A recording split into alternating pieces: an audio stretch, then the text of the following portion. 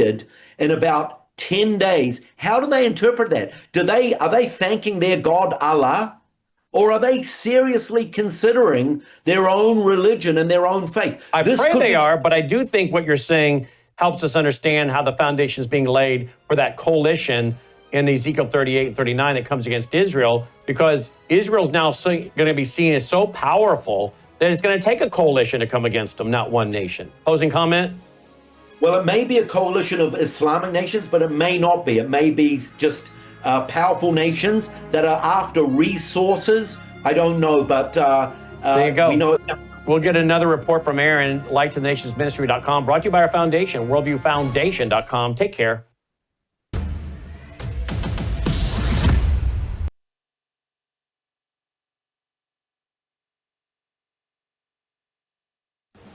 Colonel Rob Maness has a lifelong record of providing dedicated service to this nation. Having worked his way up from the enlisted ranks to full colonel, he served our country for more than 32 years.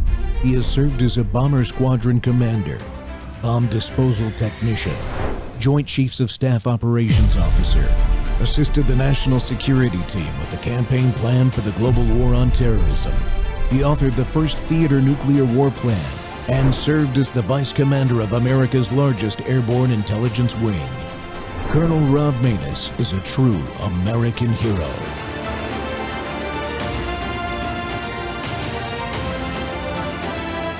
This is Rob Maness Live.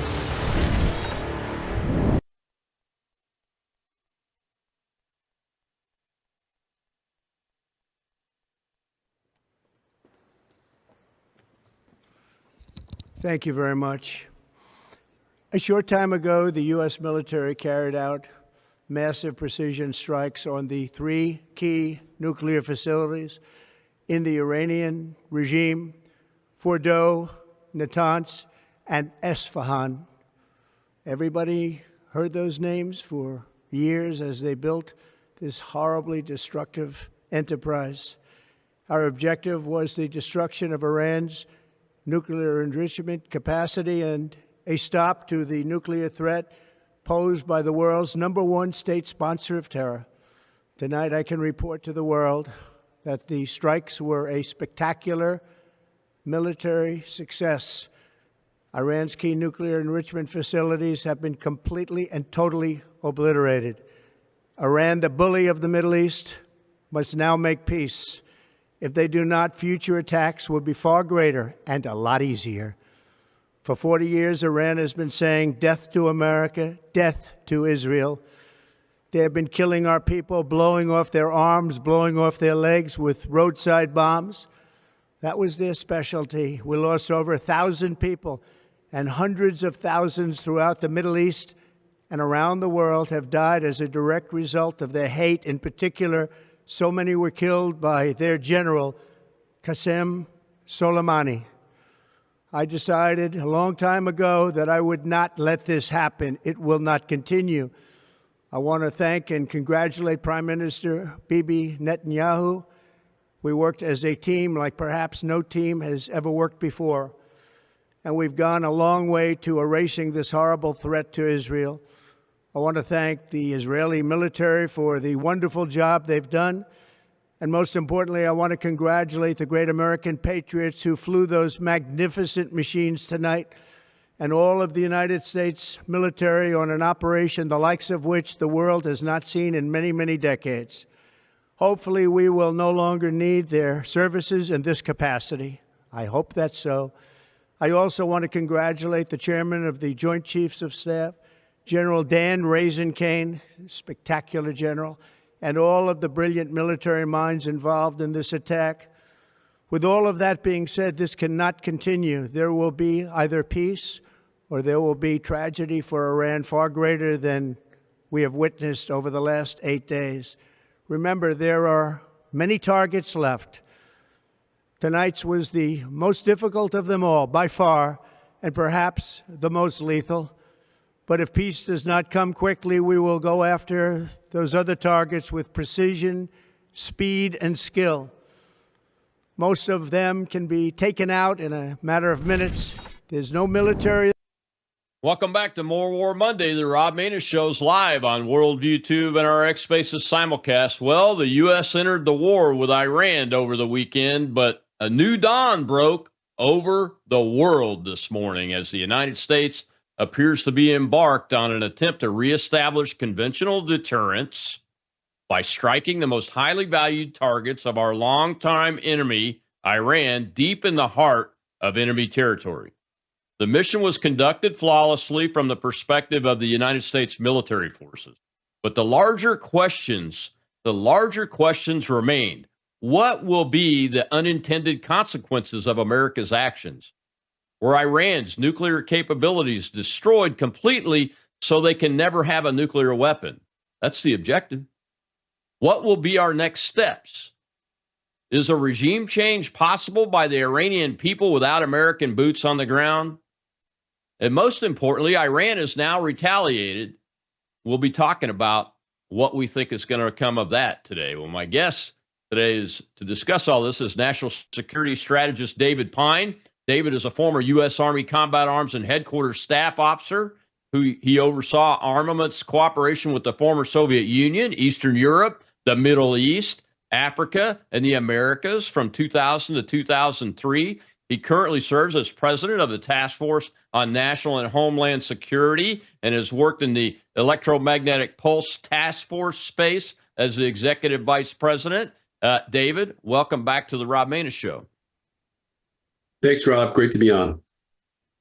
Well, looks like Iran retaliated. I was going to ask you my first question of what do you think about the attacks over the weekend? But before we get into all that, what are you hearing about the response of the Iranian missiles that were aimed at apparently Al Udeid Air Force Base in Qatar and Al Assad Air Force Base in Iraq? Well, I think this is a best case scenario for us in terms of potential Iranian retaliatory responses. You know, I published an article on my Substack at dpyne.substack.com last night outlining a myriad of Iranian responses ranging from strikes on U.S. military bases or even U.S. carrier strike groups in the region to all the way to a super EMP attack that they could execute with their two super EMP satellites orbiting over the U.S. at an ideal, an optimal EMP attack altitude. So this is what they've done today with, they said they launched the same number of missiles that we launched at them. I've only seen, I think, reports of about 10 missiles against our main military base in Qatar. According to the Pentagon, there's been no U.S. casualties. The base was completely evacuated days ago. And we've even heard on Fox News is reporting that there were no missiles that impacted the base. So if this is a one and done on the Iranian side, it's just a symbolic measure. And that's exactly the message they're sending right now is one of de-escalation. And Trump would be wise to take that and end this conflict once and for all. Yeah, I think what he has said is that's the off ramp that he wants them to take anyway, according to his speech the other night, right? And what we just heard. Yeah, I mean, President Trump said this. He actually signaled the Iranian regime 2 days before the attack that we're going to be attacking these three targets. We won't tell you when, but here's a fair warning. And they went ahead and evacuated those bases. So there's a lot of evidence that they were successful in evacuating not just their military personnel, nuclear scientists, but also most, if not all, of their enriched uranium. So while it's clear that there's been some significant damage to their nuclear production facilities or capabilities, their overall enriched uranium stocks remain quite high, and even Netanyahu is saying that they still have a strong enrichment capability that's been still in place and still enables them to build nuclear weapons if they choose to. Yeah. So of the three players, considering what we think is happening, I mean, I keep telling people you got to wait because first reports from the battlefield are almost always wrong. We got to wait to see how this plays out, but we can talk about what we hope happens. And it looks like the president set the stage in his speech when he said, hey, come to the peace now, or I've got more targets and I'll get rid of them even more swiftly, and we're going to continue until you do. It sounds to me like that's a strong possibility based on what we're seeing and hearing from the enemy, from Iran, and their messaging.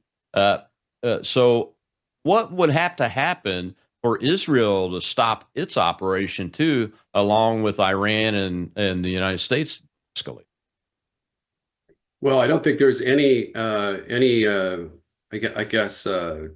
on the part of the Iranian side to end a conflict that was started by Israel. They view that this is a unprovoked, act of aggression against Iran, both on the part of the U.S. and Israel, and they view themselves as somewhat of an equal to Israel, and so they have a much larger offensive, ballistic and cruise missile capability than Israel, even though Israel's nuclear arsenal is much larger than their own.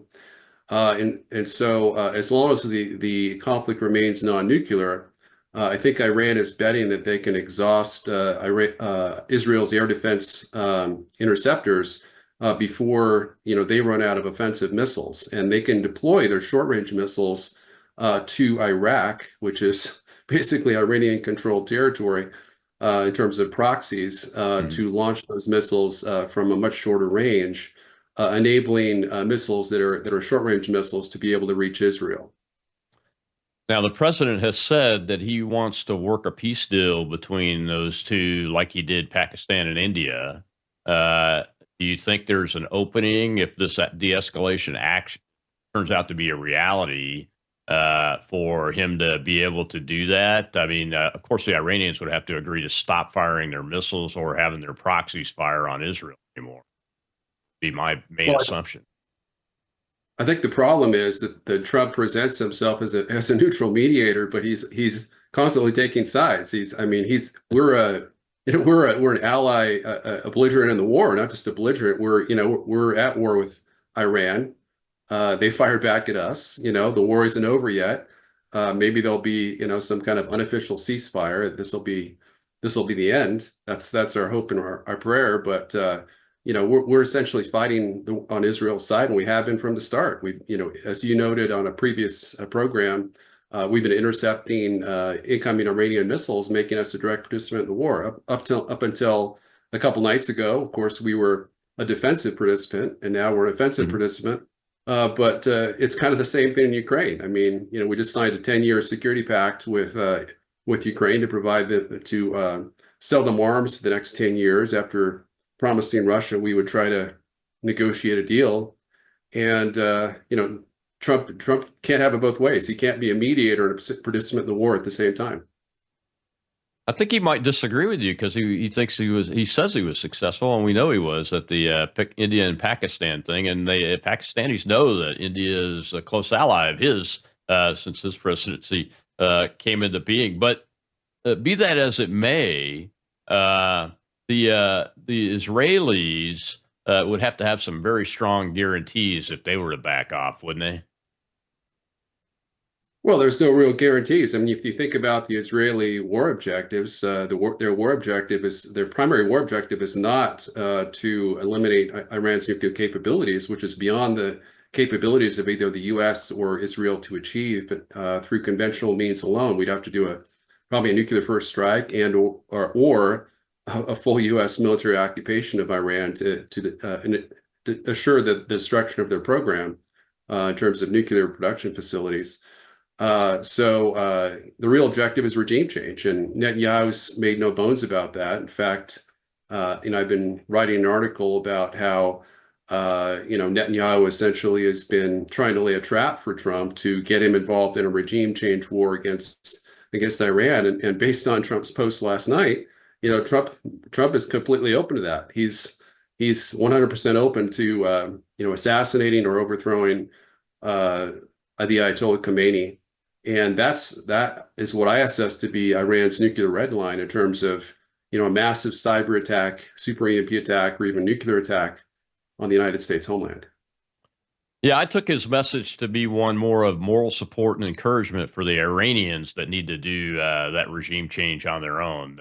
I don't think his base would support on the ground of any type, including the CIA, to go in and help do any kind of regime change. But the Israelis, if that's what they want to do, I think most of his supporters, I know Steve Bannon has said this morning, more power to him. Have at it, but we don't need to be involved in that. Well, David, we got to take a break here. When we come back, though, I want to dive in and nerd out a little bit on terminology of objectives. We'll show a clip from Pete Hegseth, the Secretary of Defense, at the beginning of the debrief the morning after this strike. I'll be right back with expert on this area and these types of issues, David Pine, former U.S. Army officer.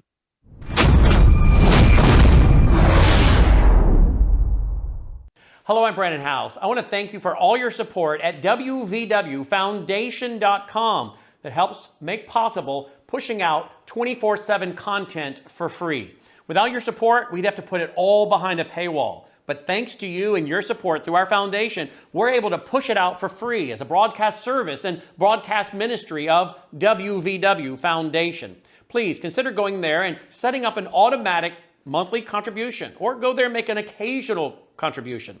If you prefer to support us through the mail, you'll find our mailing address there at wvwfoundation.com. You can also call and make your contribution over the phone by calling 901-825-0652. That's 901-825-0652. Again, all these details are available at wvwfoundation.com. Thank you for your support as we try to help people around the world understand the times through the lens of a Christian worldview.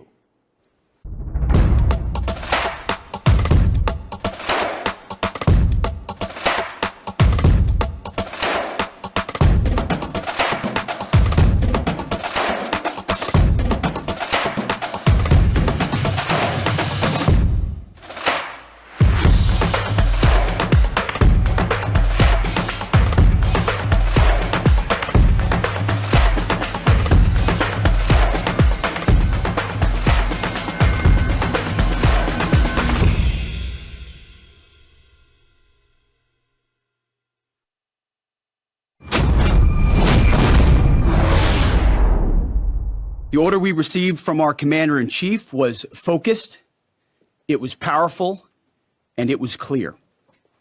We devastated the Iranian nuclear program. But it's worth noting the operation did not target Iranian troops or the Iranian people. For the entirety of his time in office, President Trump has consistently stated for over 10 years that Iran must not get a nuclear weapon. Full stop. Thanks to President Trump's bold and visionary leadership and his commitment to peace through strength, Iran's nuclear ambitions have been obliterated. Many presidents have dreamed of delivering the final blow to Iran's nuclear program, and none could until President Trump. The operation President Trump planned was bold and it was brilliant, showing the world that American deterrence is back. When this president speaks, the world should listen. And the U.S. military, we can back it up. The most powerful military the world has ever known. No other country on planet Earth could have conducted the operation that the chairman is going to outline this morning. Not even close. Just like Soleimani found out in the first term, Iran found out when POTUS says 60 days that he seeks peace and negotiation, he means 60 days of peace and negotiation. Otherwise, that nuclear program, that nuclear capability will not exist. He meant it. This is not the previous administration. Welcome back to the Rob Maness Show. It's More War Monday, folks. Again, we don't ever run out of the subject, so we'll keep doing it for a while, I guess. That was Secretary of Defense for the United States, Pete Hegseth, there, laying out the vision and mission and objective. First, the United States, as from the president, that Iran cannot have a nuclear weapon, and then he added, getting more specific, to destroy and degrade their nuclear capability. And my guest today is David Pine, who has long experience as a U.S. Army strategist and planner in the weapons space. around the world, including in this space in 2000 to 2003, and vast knowledge of all the players in this and the weaponry that goes along with it. And that's critically important when you're talking about nuclear deterrence, nuclear weaponry, and reestablishing conventional deterrence. It's a different type of mindset that we're looking for. And David, just to nerd out a little bit on objective terminology. When I say objective, the mission objectives. The president said, no nuclear weapons for Iran. That's the United States objective. When I hear that out of the president of the United States mouth, that's a big objective. The Secretary of Defense said to destroy and degrade. Now, when I start hearing words like degrade as a former commander and senior officer that's fought at the mid-level officer commander and senior officer commander in these wars, I get concerned when I hear degrade, and it doesn't seem congruent. My war college instructor's going to love that. It doesn't seem congruent with the national objective the president laid out. Your thoughts on that? And we're going to talk about what General Kane said later in the next segment, because it does change again. But what do you think is going on here? Well, in my estimation, President Trump's noble objective of eliminating Iran's nuclear capabilities is unachievable. It's unachievable by conventional military means alone for many reasons. One of the reasons is Iran has about 34 nuclear sites, of which I think 6 that I'm aware of have been attacked by the U.S. and Israel. Those are all underground to some extent. Some are very deep underground, as you mentioned, about 800 meters, which equates to nearly half a mile deep. Those are well outside the capabilities for the, even a GBU-57 launch from a B-2 bomber could only be destroyed by nuclear means alone. And in fact, there's no guarantee that a nuclear weapon exploded on target would be sufficient. Certainly not a tactical nuclear weapon for a target half a mile deep. That's incidentally, that's how deep Russian and Chinese nuclear command centers and headquarters are located. Yamantau Mountain, of course, being the main underground city and nuclear command center for Russia and President Putin. There's also one northwest of Beijing that's 2,500 feet deep. The one in Yamantau is underneath granite rock, so that one's completely survivable from a direct nuclear hits. But it's also unachievable because in terms of enriched uranium, the U.S. has admitted we don't know where it is. We don't know where all the enriched uranium is. We know where, obviously, the sites that we bombed, we know where those are. But we don't know where all the enriched uranium is. It could be, most likely, it's at one of the other 28 underground nuclear sites, but it could be anywhere. And so if we can't destroy that, we can't ensure that Iran doesn't have the capability to build a bomb. And in fact, as you and I have discussed, they most likely have nuclear bombs already. Yeah, I made no bones about it based on my experience watching the North Korean breakout from the inside. I believe that they have somewhere between 5 and 10 warheads capable of achieving a nuclear yield already built, and they're the process they're looking at now, besides continuing to create highly enriched uranium and fissile material and those kind of things, is how do you mate it to a weapon? And I think that's what Israel saw as they were starting to work that process to a missile that is capable of hitting Israel. They're probably, I'm sure they're working on the capability to put them on a missile that they can fire off a ship to reach the United States if they get close enough, because they've been trying to do that conventionally for decades, for over a decade that I'm aware of. So that's there. Yeah. So the Secretary of Defense, he's a political appointee, and I'm just trying to teach people a little bit about how this works from the national objective coming from the politician that was elected as the commander in chief's mouth. And then the political appointee speaks the objective, and he says destroy and degrade. Why would he say it that way instead of the way the president said it? Because it's not achievable.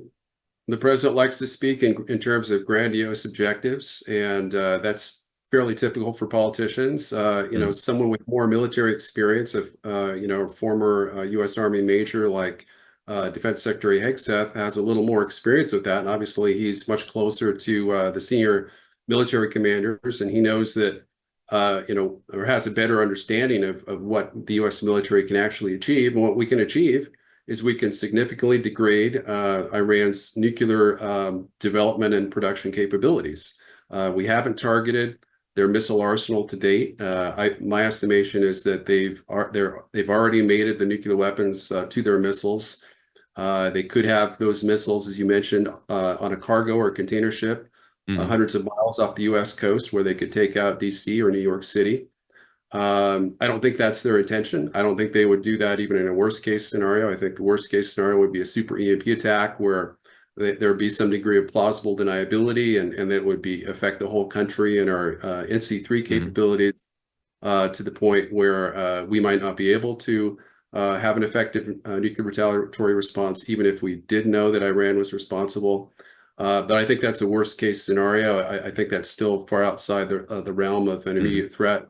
I do think that Iranian cyber attacks, we've had a cyber attack alert, both a terrorist and a cyber attack alert from the Department of Homeland Security. And there's no question, there is quite a lot of controversy. You and I have a minority opinion that Iran has nuclear and super EMP weapons already. But there's no degree of controversy with regards to Iran's powerful cyber offensive capabilities, which, by my estimation and others, is probably the 5th ranked in the world behind the U.S., Russia, China, and North Korea. And that capability most likely has the ability to take out our grid for weeks, if not months, and maybe ever, if we're unable to recover, and other critical infrastructure that we need to function as a country that would essentially cause our government to collapse. That's right. That's right. Well, we got a question from the audience. Let's go ahead and take that before we have to take our next break. Go ahead, Shell. We have Elizabeth, sir. Thank you, Shell. Thank you, Colonel. Okay, my question is, are these sleeper cells that are supposedly here in the States, has there been a whole lot of activity from them considering what they did on 9/11?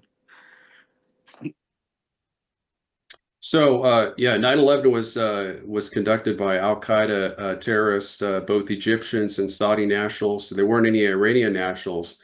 However, Iran did allow bin Laden and to base himself in Iran during some part of that period of time, the early War on Terror years, and also allowed the al-Qaeda terrorists to transit Iranian territory on the way to the U.S. So there was never any direct, there was no record of there being any direct Iranian terrorist attacks against the United States. But I've been saying for the last 20 years, and this is based more on my own analysis versus any, obviously no classified information involved, that Iran has had terror cells, for the last 20 years. And it's not just Iranian terror cells. They have Hezbollah, they have other Islamist terror cells that are allied with Iran that they could activate to engage in mass terrorist attacks on the U.S. And they could do so in a number of different ways. They could do so with maybe they've obtained conventional EMP weapons that could take out parts of different power stations that could take down a grid temporarily. Maybe we know they have chemical and biological weapons. Those could be deliverable by drones. They could, do kind of the same thing that Israel did to Iran, which is to import some drones, assemble the drones, and then fire them from trucks or other locations against U.S. military targets. Even use the drones to assassinate U.S. political and military leaders. So there's a lot of different possibilities. They could also use GPS jammers to take down our airports temporarily and disrupt airplane traffic, and perhaps even cause some passenger jets to crash. Yeah, when you look at the Israeli operation inside of Iran, that's cutting edge right there, and the Iranians are just as capable. They've been watching what's going on too. They have their own manufacturing base. That's one of the things that, even though they have a pretty relative to a Western nation like Israel or the United States, They have a fairly archaic military, pretty big army, really big army, almost a million people when you look at the reserves and the guard, along with their active duty forces. But their materials are old school. They've been refurbishing, but they manufacture things to keep them going, like the F-14 Tomcats that haven't flown in this war. I think they've been blown up by the Israelis because the training and readiness of the missile systems, which are supposed to be at least one level below the best the Russians have the field, have not been operating well either. As a matter of fact, the last time they fired one, they shot down one of the airliners taken off out of the commercial airport in Iran in an error. So, yeah, it's an interesting dynamic that's happening here. I think they'll probably, if they do something, it'll be used in some kind of proxy, probably a Hezbollah set of teams across the country, and try to do it all the way across the country. It won't surprise me if they do that. And the Iranians that are here will be in support. And so would the Chinese that are here covertly. 100,000 or so, by some estimates, Chinese military-age males came in through the southern border and other means illegally during the Biden administration. So there is a bit of a red-green axis and alliance there that has a lot of possibilities too, with all that, especially with all that land the Chinese have around our military bases. Putting a drone factory that can put things in shipping containers and drive them around on trucks, release them like the Ukrainians did in Russia, wouldn't be that difficult to do if they have all the components already. We got to take a break. When we come back, we'll see General Kane and the verbiage he uses, as opposed to what the president and the Secretary of Defense did. This is your first military commander, so pay attention to that. We'll be right back with David Pine.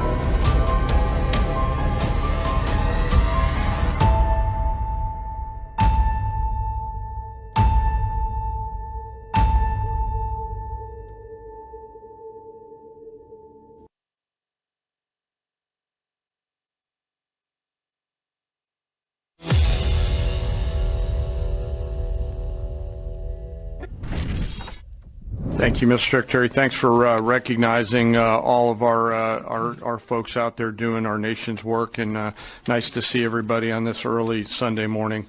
Last night, on the President's orders, U.S. Central Command, under the command of General Eric Kurilla, executed Operation Midnight Hammer, a deliberate and precise strike against 3 Iranian nuclear facilities. This was a complex and high-risk mission carried out with exceptional skill and discipline by our joint force. I want to thank every service member, planner, operator that made this mission possible. Their actions reflect the highest standards of the United States Armed Forces.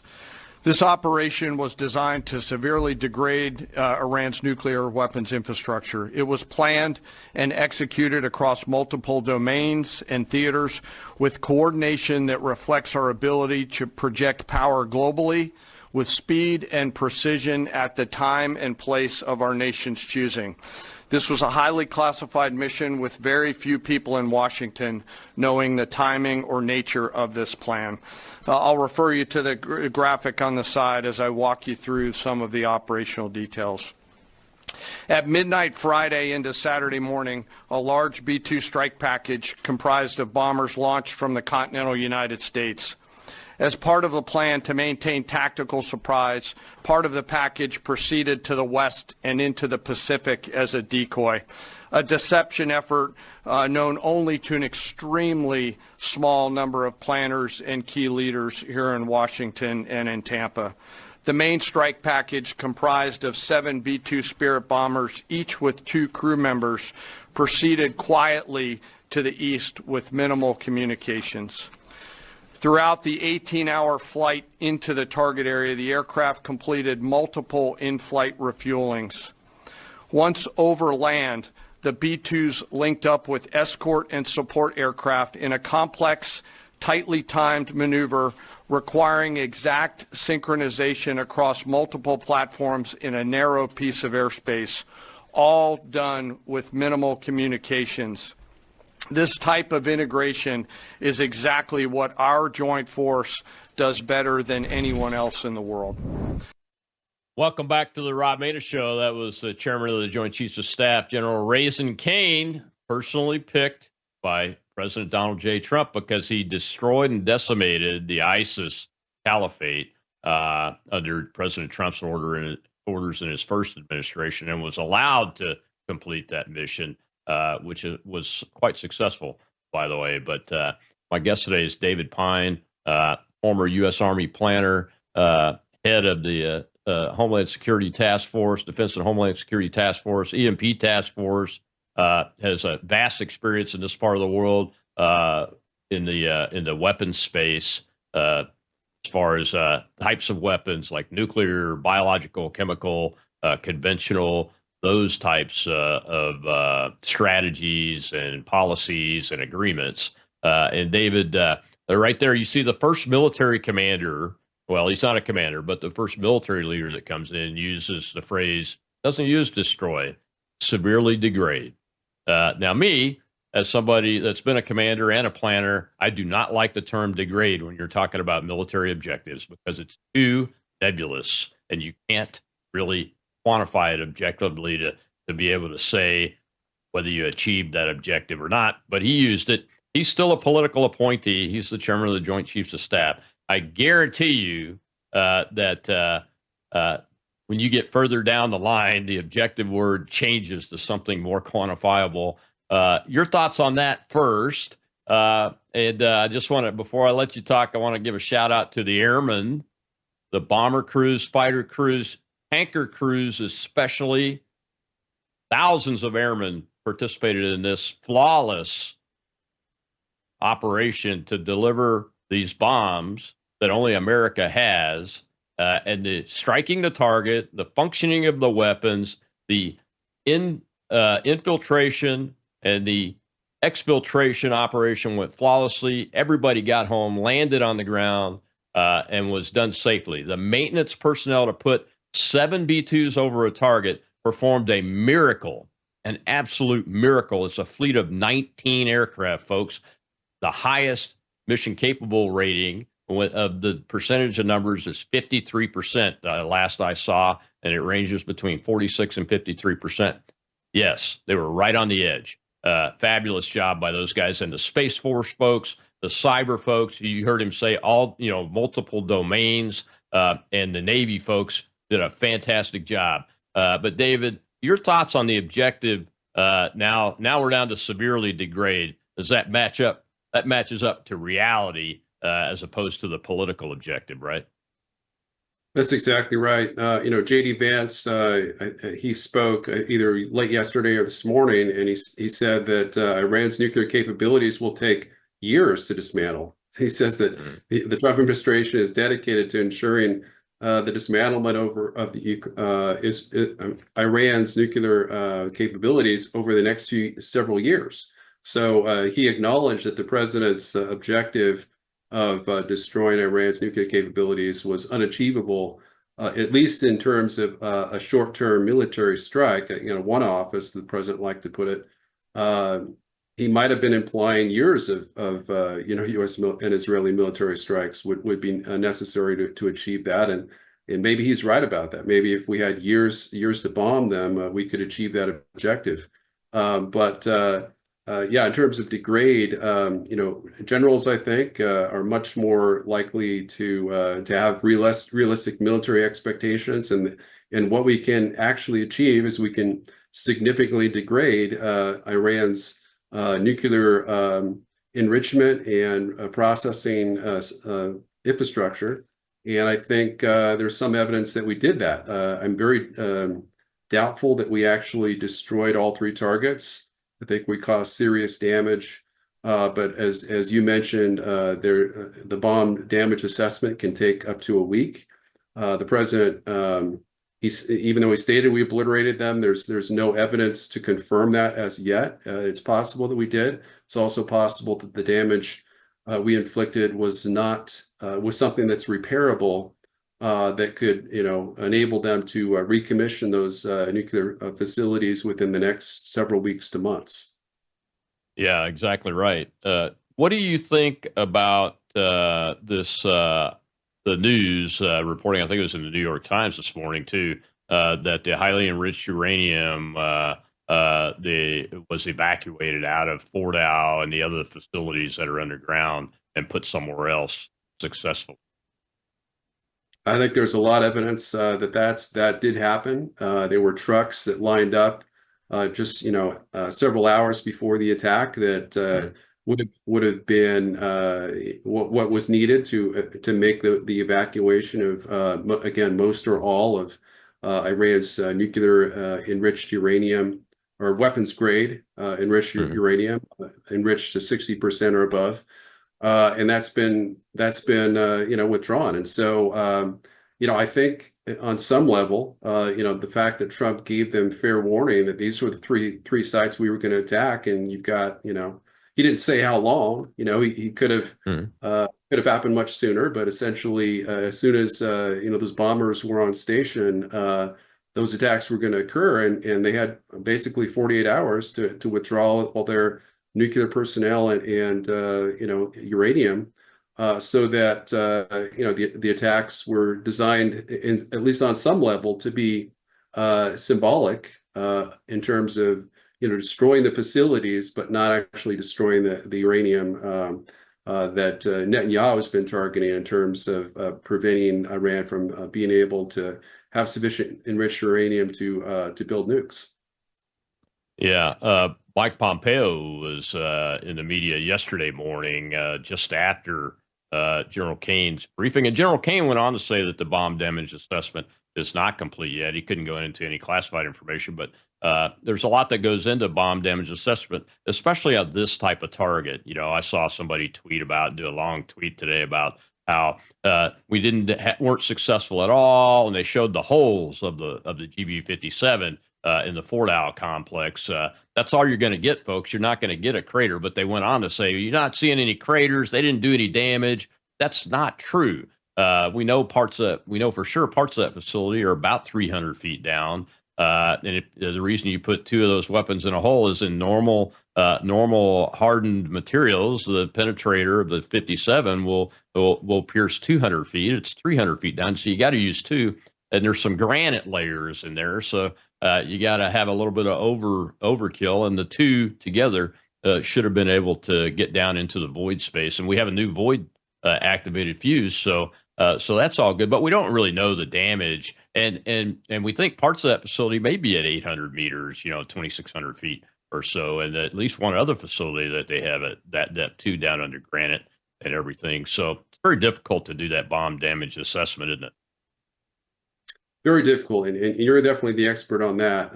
But one of our associates had stated that an Iranian source, an Iranian immigrant source, was saying that the facility was actually at 150 meters. So, there were 6. That may explain why there were 6 GBU-57 ABs used, because there were two entry points, and to get to 150 meters, you would need essentially 3 of each on each entry point. So assuming that each one performed, in an ideal way, and that they were able to get, penetrate 50 meters down with each detonation, there is a chance we had mission kill on that. But again, we won't know for some days, and maybe the truth will never come out. Maybe it'll all be classified.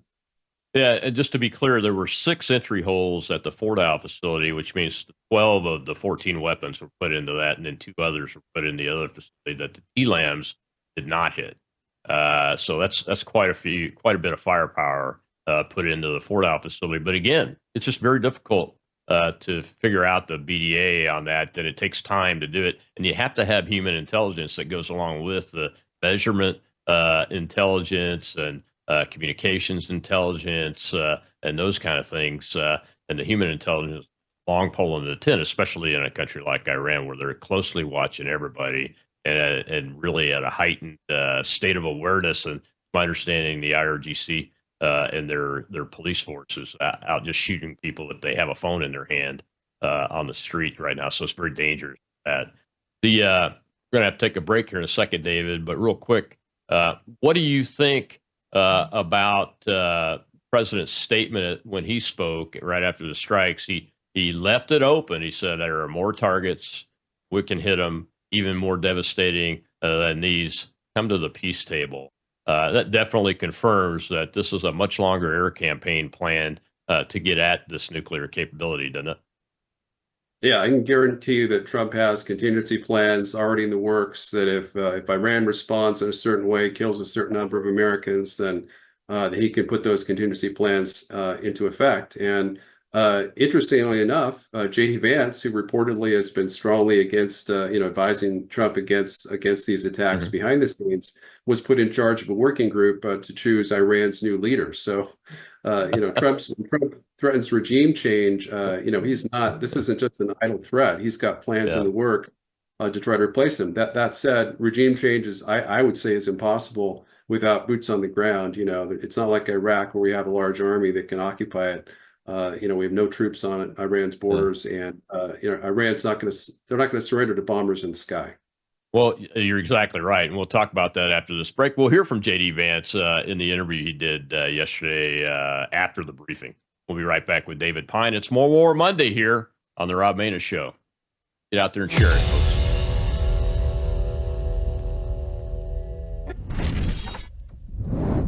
Hello, I'm Brandon House. Would you like to gain access to over 20 years of my radio shows, TV shows, my books? I've written 15 books, and most of those books are ebooks now, and we have conference DVDs, conferences where we filmed our conferences at the Ozarks, literally starting 20 years ago. It's all available in our archived vault. All you have to do is go to worldviewtube.com/vault, worldviewtube.com/vault, and for a reasonable monthly fee, you gain access to over 20 years of Christian worldview programming, news, information, books, documentaries, and a powerful search engine. And folks, it's a great way not only to educate yourself, equip yourself, but it's a big way that you can help fund our continuation as a broadcast network. Please check it out. worldviewtube.com/vault, worldviewtube.com/vault, and help us continue pushing out a Christian worldview.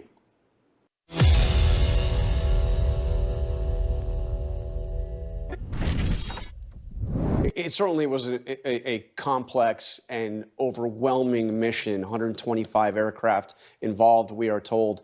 Can you say definitively that Iran's nuclear program has now been destroyed?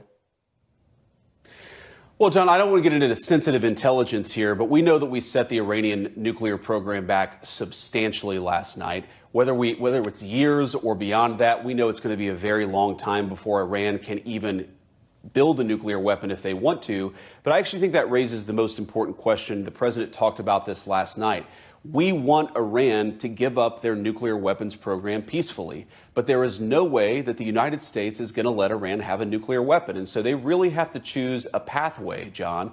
Are they going to go down the path of continued war, of funding terrorism, of seeking a nuclear weapon, or are they going to work with us to give up nuclear weapons permanently? If they're willing to choose the smart path, they're certainly going to find a willing partner in the United States to dismantle that nuclear weapons program.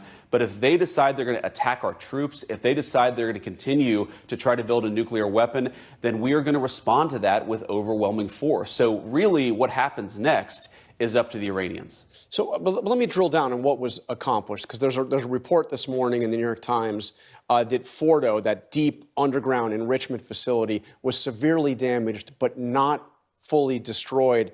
But the president said last night the enrichment facilities have been completely and totally obliterated. Can we say that definitively, or are we just not sure yet? I mean, have those facilities been obliterated? Well, John, severely damaged versus obliterated, I'm not exactly sure what the difference is. What we know is the nuclear program back substantially.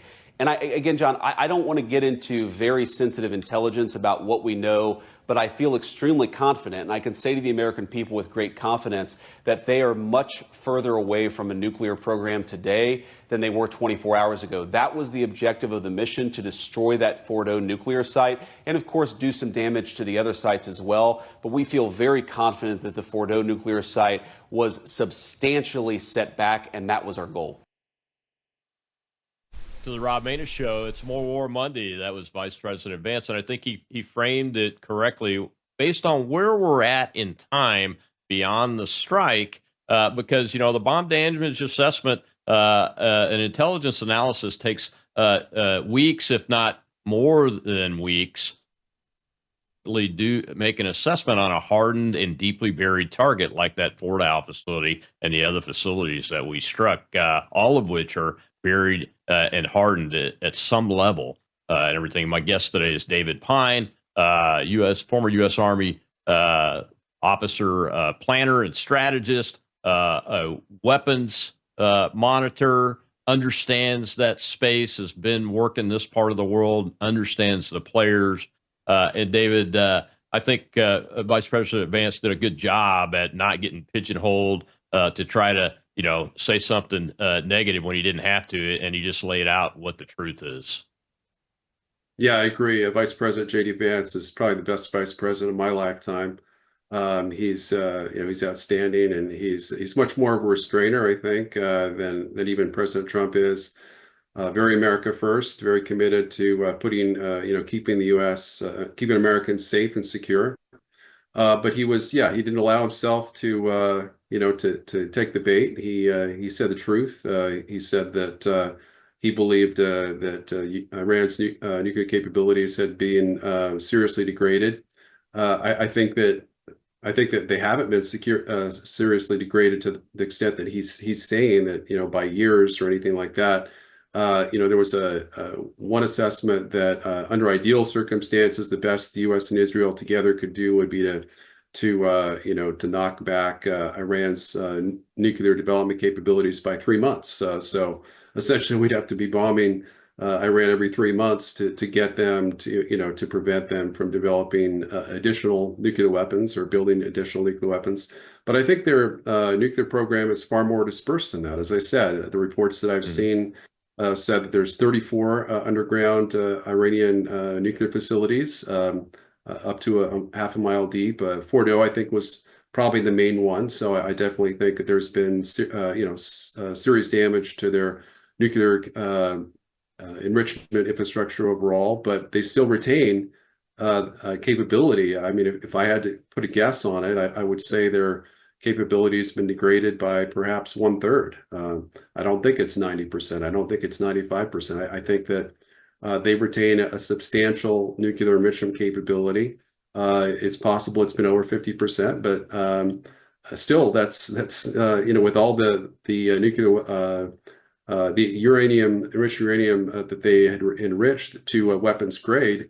Instead of 15 nuclear weapons, maybe now it's 6 or maybe it's 9. Mm-hmm. Either way, they still have a nuclear production capability.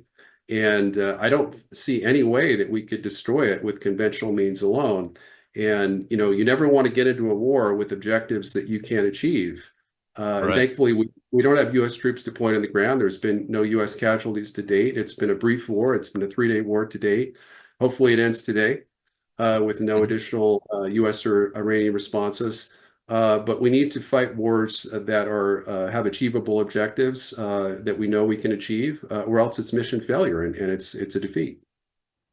Yeah, and I think that's why the Vice President, General Kane, and Secretary Hegseth are out there being squaring up with the American people so they understand what the realities are and set the right expectations. I mean, half of this battle is setting the right expectations for the American people. Because it's our men and women, and I don't care if it's boots on the ground or boots in the cockpit. Those are Americans that we're putting in harm's way, and I expect the president to do like he did, be very deliberative about and ask the questions that I asked. And I'm assuming he got answers that I would have expected to get in order to conduct this operation. But what do you say to people? And I've seen it all over social media. There are some people out there that call me an isolationist because I was asking those hard questions. And they say that we're not in this war just because we did this operation. That's silly. When look, we entered this war as a full combatant as of Saturday. Okay, that's my opinion. That's not more than my opinion. Is that that's just the reality of it. No matter the president's good intentions as to not wanting to get in a war, not wanting, not having an objective to do regime change, which Pete Hegseth affirmatively has said, and so has Vance, and so has the president over and over again. The intention is fine, but war has a tendency to become an animal all its own. What do you say about that? Well, that's an excellent point, one that you've made before and that I've made as well in the last few days. Vance and Rubio both stated the following morning after the attack that we weren't at war. That it wasn't an active war. Mm-hmm. I think we feel differently. I think we felt differently when we were attacked by the Japanese at Pearl Harbor, when it was a one-off for them. I've seen memes about Emperor Hirohito saying, "Yeah, this is a one-off mission success." We don't want now. It's time for peace. It's time for the U.S. to come to the negotiating table. It's the same idea. Pearl Harbor wasn't a one-off. It was the start of a conflagration that lasted nearly 4 years and ended with two mushroom clouds over Japanese cities. So, like you like to say, the enemy gets a vote, and in terms of war termination.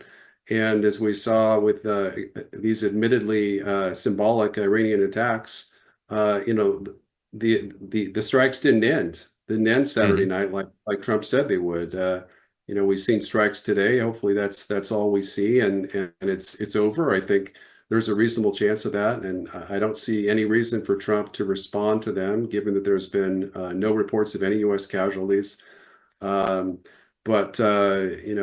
there's always a chance for escalation, and especially with a very capable large country like Iran that's 75 times, or nearly 75 times larger than Israel, with about 9 times more people. Granted, their nuclear capabilities are much smaller, more modest compared to Israel, which is basically the 4th largest nuclear power on the planet. But even if they have 5 or 15, that can make a big difference, especially if 2 of them are in Super EMP satellites orbiting above the U.S., whereas just a single one detonated at the orbit of 285 miles over the U.S., the center of the U.S., would likely be sufficient to take out all of our critical infrastructure with little to no warning. Yeah. Let's do a hypothetical before we get to the end of the show real quick. If what we think is evolving from this Iranian response and they are trying to de-escalate, which is what the president's team wants to. What would the Iranians have to do 2 things: get the Israelis to stop attacking them, and prevent the United States from continuing its air campaign that we already know is planned to continue if they don't come to the peace table? What do they have to do, considering that we think the HEU, the highly enriched uranium, is out and about? Well, I think the easiest way to restore deterrence for Iran against future U.S. and Israeli attacks would be to have an above-ground detonation of one of their nuclear bombs, over the Persian Gulf at night. I think that would get our attention very quickly. I think that we would quickly de-escalate. There have been reports, actually several, over the last several months, that there have been earthquakes in areas near Iranian military facilities that very well could be underground nuclear tests. I would hope that our U.S. intelligence would be able to assess the chances or the likelihood of those being underground nuclear tests. But that would be the easiest way to do it. If in fact they do have nuclear weapons, simply do a detonation, just announce it ahead of time. We're having a test, whether it's underground or above ground. Invite some inspectors, IAEA inspectors, to be present and measure radiation levels following the alleged test if it's underground, and then just declare themselves as a nuclear weapons power. They have many reasons that they might not want to do that, but the cost benefit ratio, the longer the war goes on, the cost benefit ratio for keeping their nuclear capabilities secret, as Israel has nominally done, tend to go more in the cost direction. So I think it would benefit them to do that. Other than that, I mean, it would seem that the only way I can think of with Israel is Israel runs out of dangerously low on interceptors, and then the Iranian missiles are hitting 80% of their targets. They unleash Hezbollah, and then they, after some kind of strike, I mean, just the way Israel operates, I mean, they respond to everything. So it's just very, very hard to see how this war ends. Israel did a masterful job tactically, operationally to strike, to do decapitation strikes against Iran's military high command, but they don't have any war termination plans or strategy that I can see, or any achievable objectives.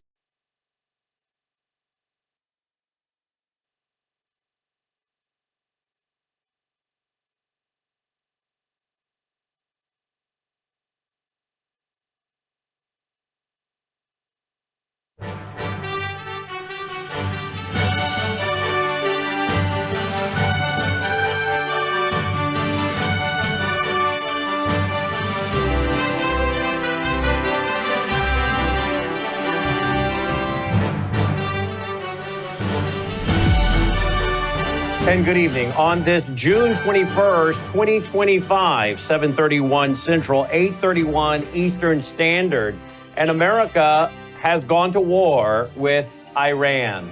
President Trump put out a Truth Social tonight announcing striking multiple nuclear facilities in Iran. And yet he also said now he wants peace. But is that going to bring peace, or is it really just going to bring a Middle Eastern war tonight? We're going to be joined by an expert panel. Colonel Rob Maness of robmaness.com, Annie Cyrus of liveup2freedom.com, David Pine of dpine.substack.com, and Leo Holman of leoholman.com. Some of us had an indication this might happen today, so much so that I made my Saturday night dinner reservations for 4:45 p.m. this afternoon. I said, babe, we're going out to dinner, and it's going to be like we're 80 years old. We're going to go before the young people hit the restaurant. We'll have it all to ourselves. She's like, why are we going so early? I said, I think we're going to war. I need to get back home and get in a suit. So here we are. Good thing I did it. You know what, by the way, I think these senior citizens have something going when they hit those restaurants at 4:45. I think that might be my pattern. I loved it. I had the whole place to myself and a lot of attention from the waiters and waitresses. But a lot of folks were standing by waiting for this to happen, thinking it might be in the next several days, but it has now happened. We are now getting footage out of the Middle East. Here are some of the first shots coming in tonight as I go to my computer there. Look at that. And we're going to bring you more as we bring on the panel tonight and discuss it. It is not going well for President Trump, even among some of the MAGA crowd. Some of the more conservatives. Congressman Massey has put out that this is unconstitutional, what President Trump has done. Alex Jones has put out an image of President Trump's picture merged with that of George W. Bush and said, is this what you voted for?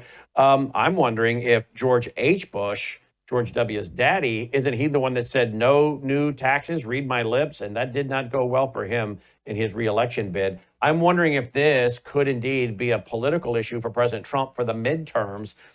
I don't know. There's a lot of debate on this online tonight, but we're going to bring on a panel. They're going to share facts, and of course, they're also free to share their opinions and thoughts on this, because I'm sure you want to have their opinions and thoughts as well as the facts we can present in this very fluid situation. Why don't you tweet, text, email, Facebook, Getter, Truth Social? Well, I don't know. Truth Social may not even be up, because we heard that within minutes of President Trump announcing this on Truth Social, it went down. I don't know if that was a cyber attack or just too many people going on Truth Social, but hopefully it'll come back up. But please tweet, text, email, Facebook, Getter, Truth